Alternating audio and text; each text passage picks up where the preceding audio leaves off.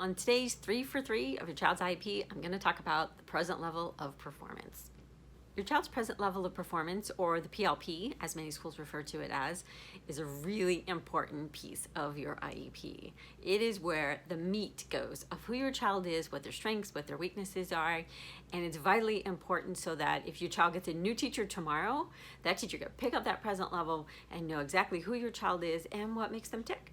So the 3 components I'm going to talk about today. The first thing you need to look for in your child's present level of performance is that it be built upon assessments and evaluations. It is not meant to be somebody's best guess or personal opinion on who your kid is. In fact, all IEPs are required to be built upon assessment information. The beauty in that is that when you get the draft of your child's new IEP for the coming year, you can look back at the old IEP and look to see where were they a year ago with math, with reading, with writing. There are some really fabulous assessments out there that will look at the variety of components that are wrapped up into those highly intensive curricular areas. And you want to make sure that your child gets the type of instruction that they need with the right curriculum, and the best way to do that is to have information from assessment materials. The second component that's really important in your child's present level is that it be current, present. Oftentimes I see an IEP with information that's a couple months old or even a year old sometimes. When I pull out the old IEP, I see the same stuff that was written a year ago. You want to make sure that that's not the case. Present means present. So those evaluations should have taken place really within the last 30 days prior to having an IEP meeting, your annual IEP meeting. So you want to make sure that that information is there, it's valid, that your child didn't have a meltdown during it, and then that information is what's written in there, because that's not really going to be a present level. That's going to be a present level of a bad day that he or she just had. So you don't want that to appear in there. It should also not include things that happen one time or 2 times.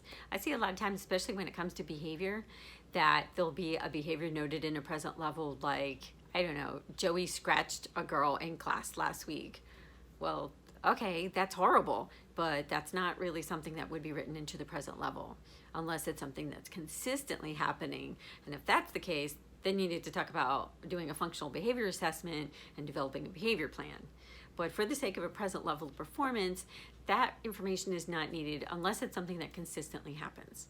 The third piece of a present level that's really important is to make sure that it documents the supports, the strategies, the interventions that your child needs in order to make progress.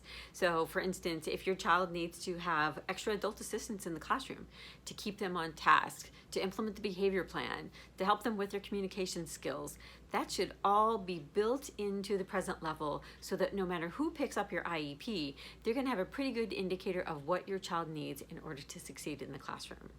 So again, just to sum it up, 3 things you want to look for in your child's present level: assessments, up-to-date assessments, current information for sure, and the supports and strategies that your child needs in order to succeed in school.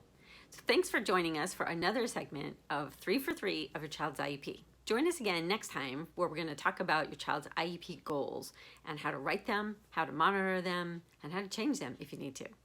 Okay? All right, thanks again.